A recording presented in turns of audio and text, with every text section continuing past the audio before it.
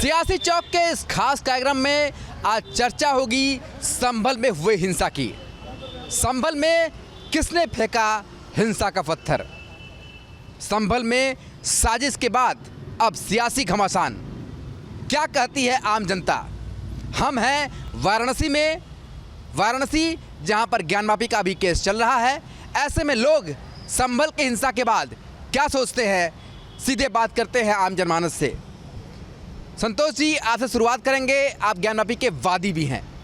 संभल में जो कुछ हुआ, पहले हिंसा और अब सियासी घमासान हो रहा है, क्या दिखाई देता है? दरअसल संभल में न्यायालय के आदेश दिया कि तथाकथित जामा मस्जिद में सर्वे होगा, क्योंकि उस पर जो पिटीशन दाखिल की गई थी हिंदू पक्ष की ओर से कि वो विष्णु भगवान का हरिहर मंदिर है, और न्यायालय के आदेश से सर्वे करने के लिए जब टीम पहुंची है तो जिहादी मानसिकता के लोगों ने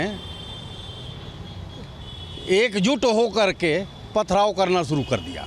क्योंकि ये पथराव की स्थिति देखने के बाद तो मुझे जो समझ में आता है कि ये पत्थर पहले से इकट्ठा किए गए थे और गोलियां भी चली हैं, तो ये सब प्री प्लान्ड हुआ था।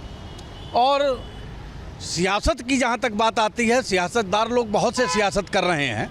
आज़ादी के पहले के जितने भी बने हुए मंदिर हैं, अगर उनको आज के तारीख में सभी मस्जिदों का सर्वे किया जाए तो जितने मस्जिद हैं वो सब किसी न किसी सनातनी मंदिर के ऊपर ही बने हुए दिखाई आपको पड़ेंगे।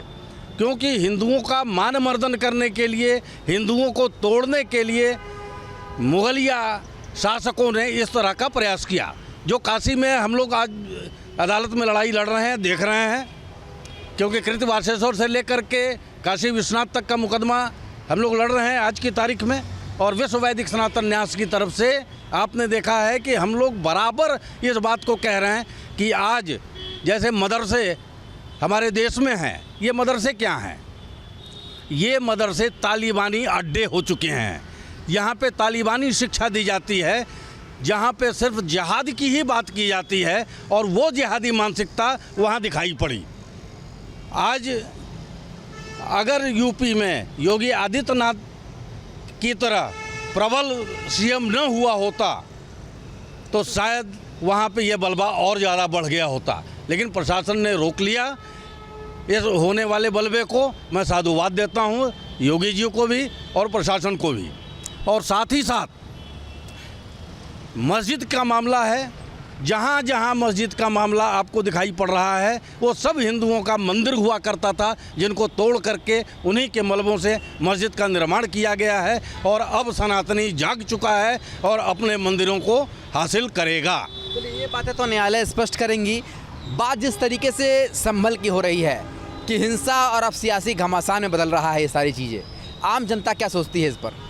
निर्णय हो, लोकतंत्र है हमारा भारत, यहाँ पे सब कुछ अदालत पे छोड़ देना चाहिए। जहाँ जहाँ पे भी ये स्पष्ट हो रहा है कि वहाँ पे पहले मंदिर था, क्यों ना हम उसको एसआई से सर्वे करा लें। सिंपल सा चीज़ है, ना उनको प्रॉब्लम हो ना हमको प्रॉब्लम हो। सर्वे को करने गई थी टीम, मगर पथराव हो गया, आगजनी हो गई। तो जैसा इन्होंने संतोष जी ने बोला कि ये जिहादी मानसिकता है, जिहादी सोच है कि हम करने नहीं देंगे, तो उसका फिर परिणाम क्या होगा? फिर ऐसे ही लड़ाइयाँ होंगी। अगर वो चाहते हैं कि सब कुछ शांति से निपट जाए तो निश्चित तौर पर उसका एएसआई ही एकमात्र विकल्प है। जाहिर सी बात है, तभी सब कुछ दूध का दूध और पानी का पानी होगा। जिस तरीके से संभल में सर्वे टीम पर पथराव हुआ, हिंसा हुई और अब सियासत हो रही है, आम जनता इस पर क्या सोचती है? देखिए, आम जनता यही सोच रही है कि इन मदरसों में जो शिक्षा दी जा रही है कि दूसरा कोई जो भी है वो हमारे धर्म का जो नहीं है, मतलब मुस्लिम धर्म का नहीं है, हिंदू धर्म का अगर है या बौद्ध धर्म का है या सिख धर्म का है, वो सभी लोग को मारो काटो, और किसी भी तरह से इन लोगों का शुरू से वो रहा है।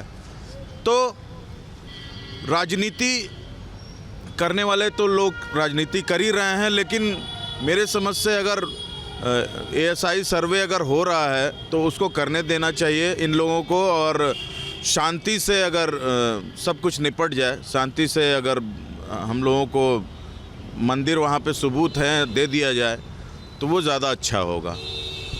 बात लगातार शांति की होती है, एएसआई सर्वे की होती है, पर एएसआई सर्वे होता है तो हिंसा हो जाती है। और अब जो संभल में हुआ है उसके बाद लगातार सियासत भी शुरू हो गई है। संभल में जो भी हुआ है ये उन लोगों का प्री प्लानिंग था, क्योंकि न्यायालय से जब आदेश आया था कि उस मस्जिद का सर्वे होगा, इन लोगों को पहले से पता चल गया था। वहाँ के सांसद और एमएलए जो भी मुस्लिम लोग हैं, ये सब लोग प्री प्लानिंग करके इकट्ठे एक छत पे आपका पत्थर वगैरह, बंदूक वगैरह सब व्यवस्था किए थे और उन्होंने पुलिस पे हमला किया। फिर पुलिस ने उसको मतलब कंट्रोल किया है। देश तो संविधान से चलता है। जब सुप्रीम कोर्ट ने आदेश दे दिया कि सर्वे हो तो इसमें उन लोगों को क्या दिक्कत है? ये तो ओछ मानसिकता है जो पहले मुसलमान करते थे, जो औरंगजेब ने किया, वही उसी आधार पर ये लोग चल रहे हैं। ये तो गलत है। गलत है। जाहिर सी बात है, जब देश संविधान से चलेगा तो आखिर न्यायालय की बात क्यों नहीं मानी जाएगी, और मानना ही पड़ेगा। क्या दिखाई देता है संभल में जिस तरीके से हिंसा का तांडव हुआ, कई गाड़ियां फूंक दी गई, पुलिस पर पथराव किए गए, सर्वे रोकने का प्रयास किया गया, इसके पीछे क्या साजिश दिखाई देती है आम जनता को? देखिए, पहली बात तो यह है कि राजतंत्र में भीड़ तंत्र चलाया जा रहा है और कुछ सियासी पार्टियां ऐसी भी हैं जो उसमें अपनी रोटियां गर्म भी कर रही हैं। ठीक है, अब अगर न्यायालय के आदेश पे आपको दिक्कत है तो उस पर स्टे लीजिए। ये क्या तरीका होता है कि आप पब्लिक प्रॉपर्टी ख़राब कर रहे हो? वो तो अभी योगी जी का शासन है तो कम से कम इतना मेंटेन करके रखे हुए हैं, कोई दिक्कत बढ़े ना, वरना हरकतें तो वही हैं पूरी। मतलब आप कहना है कि हरकतें तो पूरी जो पिछले सरकार में हुआ करती थी ठीक उसी तरीके से होने जा रही थी। प्रयास पूरा वही रहेगा, बस वही है कि इसको मैनेज कर लिया जा रहा है अभी, वरना इतने जो अहम फैसले कोर्ट से आ रहे हैं, आपको कोर्ट में जाके उसकी लड़िए ना, फिर सड़क पे नहीं लड़ना होता है। प्रॉपर्टी ख़राब करके क्या मतलब है फिर किसी की? तो उनका तो मकसद ही यही था कि इस सर्वे को किस तरह से रोक देना है। तो वही है ना कि आप भीड़ तंत्र यहाँ पे नहीं चला सकते हैं। अब यूपी बदल गया है, पहले जैसा नहीं रहा है। बदलाव की जो नज़ीर है वो दिखाई दे रही है कि हंगामा तो हुआ पर उस उतनी तेज़ी से कानूनी कार्रवाई भी हुई। थोड़ा सा आप पीछे खड़े हैं, थोड़ा आप बताइए, इधर आइए। ये बताइए कि क्या दिखाई देता है, कुछ लोग अपनी बातों को कहना नहीं चाहते, क्या दिखाई देता है कि जिस तरीके से ये वारदात हुई, कहीं ना कहीं से हिंसा करके ये जताने की कोशिश है कि हम आगे भी इस तरह की कार्रवाई नहीं होने देंगे? निश्चित तौर पे ये क्लियर इंडिकेशन है कि हमारे पे अगर हम जो चाहते हैं, हम जैसे तालिबानी सोच के साथ चलेंगे और आपको हमको स्वीकार करना होगा। नहीं स्वीकार करेंगे तो हम पब्लिक प्रॉपर्टी को डैमेज करेंगे, हम आपको हर तरीके से थ्रेट देंगे। तो ये अब संभव नहीं है। अब वो ज़माना गया जब ये होता था। हमारे मुख्यमंत्री योगी जी ने ये चीज़ बहुत क्लियर संदेश दे दिया पूरे राष्ट्र में, पूरे देश में, कि जहाँ पे भी आप अगर तालिबानी सोच लेके चलोगे तो वहाँ पे बुलडोज़र बाबा का वो काम करेगा। और वही एक चीज़ है जिससे ये थोड़ा सा कंट्रोल में भी आ रहे हैं, नहीं तो ये कंट्रोल में हो ही नहीं सकता था। आप पीछे देख लो, एक होता था ना आपका ये 3 तलाक का मसला, पहले भी कांग्रेस के गवर्नमेंट में हुआ था। किस तरीके से इन्होंने इस तरीके से पूरे देश में बलवा उठाया कि सुप्रीम कोर्ट तक को पीछे जाना पड़ गया था। लेकिन अब ये चीज़ें नहीं चल पा रही हैं। अब ये कर रहे हैं, ज़बरदस्ती का ये प्रयास कर रहे हैं, लेकिन वो हो नहीं पा रहा। अब जितने लोगों ने वहाँ पे वो किया है, वो ड्रोन से मैपिंग हो रही है, उनका चेहरा आएगा, उनके साथ क्या होगा आप भी जानते हैं कि योगी शासन में कैसे होता है कि अगर कोई भी आदमी गलत है तो वो हिंदू हो या मुसलमान हो, योगी जी छोड़ते नहीं हैं। कानपुर में आप विकास दुबे को भी देख लो, तो हिंदू होने के बाद भी कैसे क्या हुआ।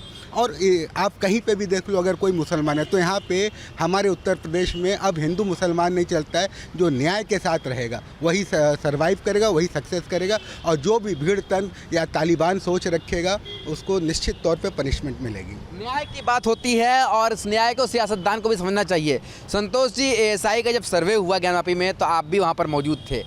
शुरुआत में वहाँ भी विरोध दिखा गया, हिंसा तो नहीं हुई, विरोध दिखा गया, ताला नहीं खोला जा रहा था, 2 दिन तक सर्वे लटका रहा, आप लोग भी वहाँ खड़े रहे।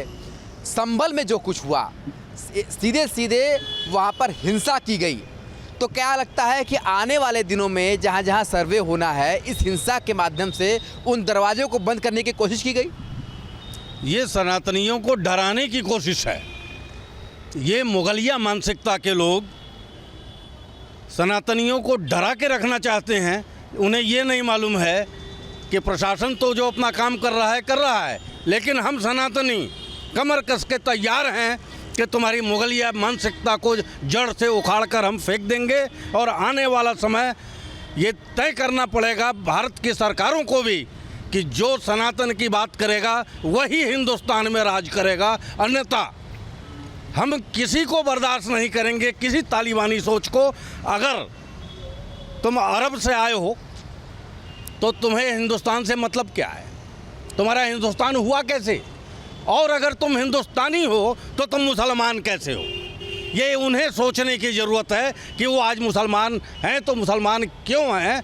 ये वही मुसलमान हैं जो तलवार की डर से सलवार पहन लिए और आज हम पे आंख दिखाते हैं कि हम मुसलमान हैं और हमारी बात मानी जाएगी। तो ये मुगलिया सल्तनत नहीं है, ये भारत है, ये भारत का अपना लोकतंत्र है, भारत की अपनी सरकार है। ये सरकार सबको साथ लेकर चल रही है, इसमें विघ्न मत डालो, अन्यथा ये सनातनी हिंदू खड़ा हो चुका है और तुम्हें मुंहतोड़ जवाब देता रहेगा।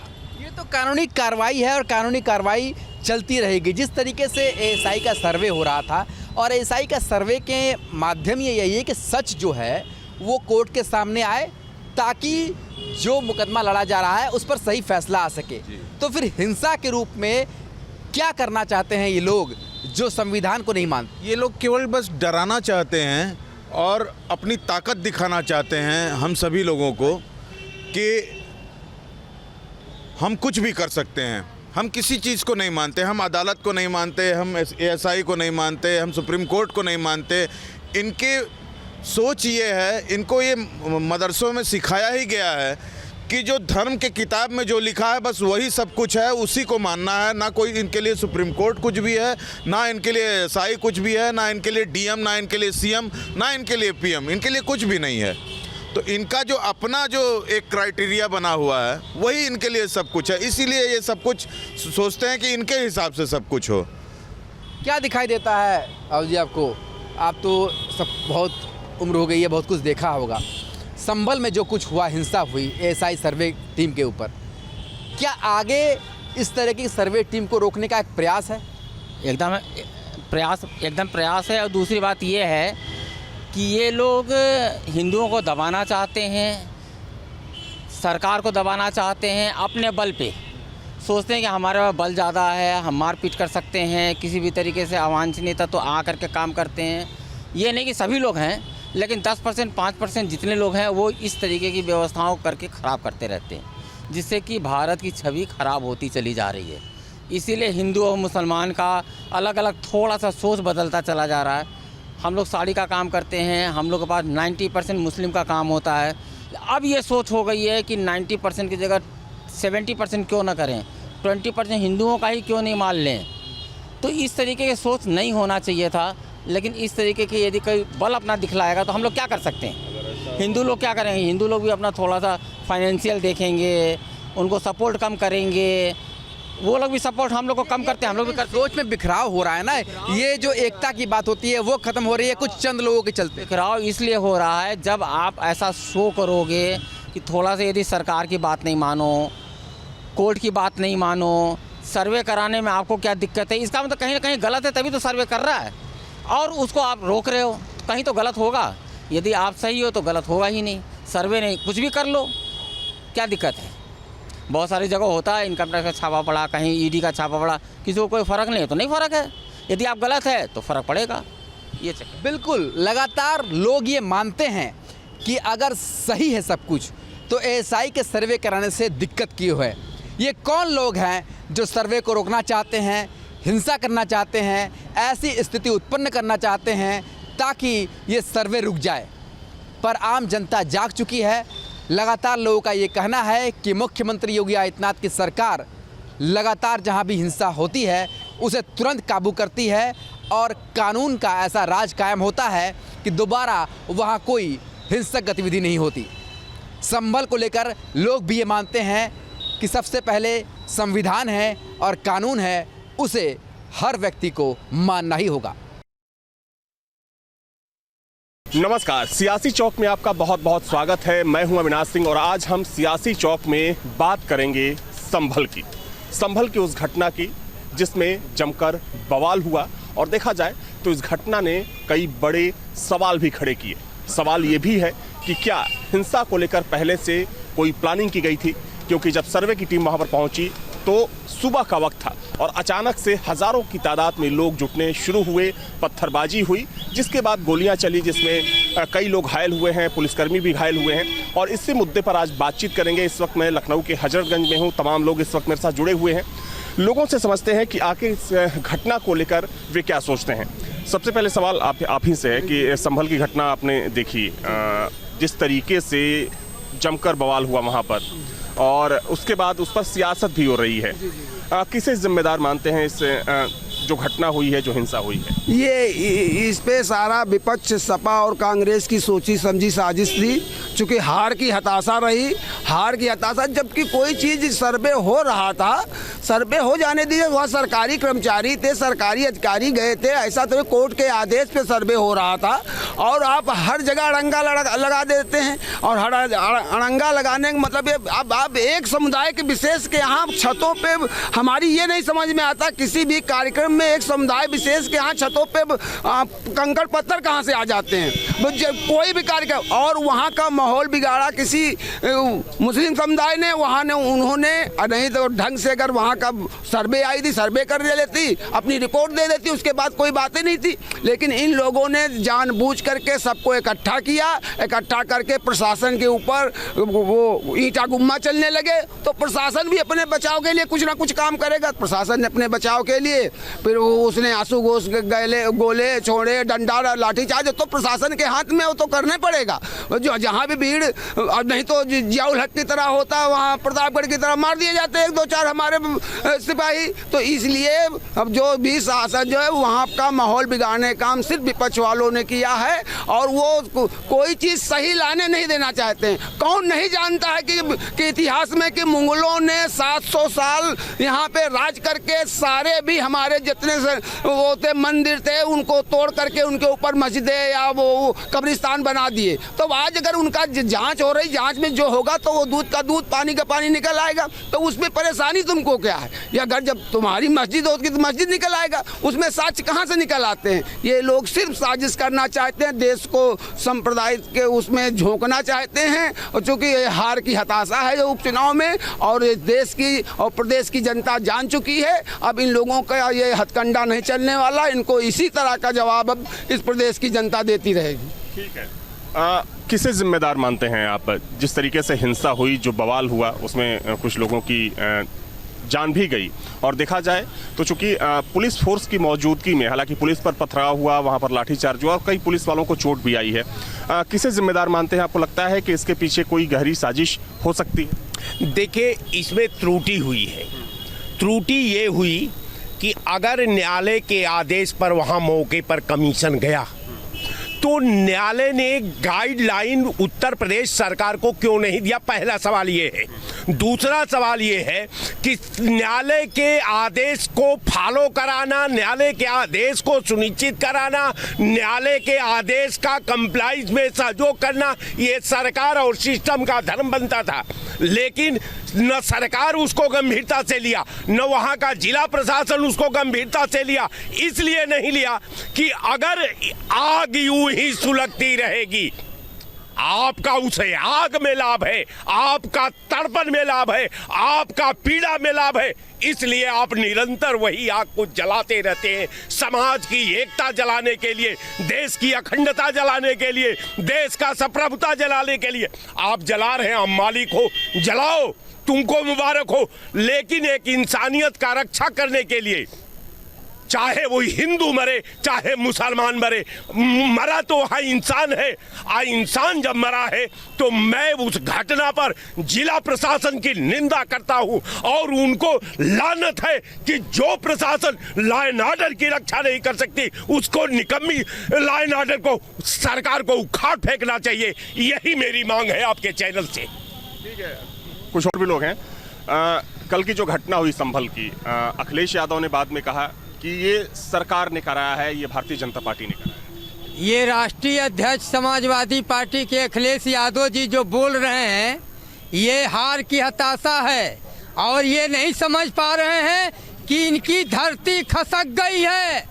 जनता इनको संदेश दे दिया है, योगी आदित्यनाथ महाराज के विकास के नाम पर महाराज जी के चेहरे पर चुनाव लड़ा गया और सभी सीटों पर हम जीत हासिल किए और जो 2 सीट 1 सीट ये जीते हैं कम अंतर से।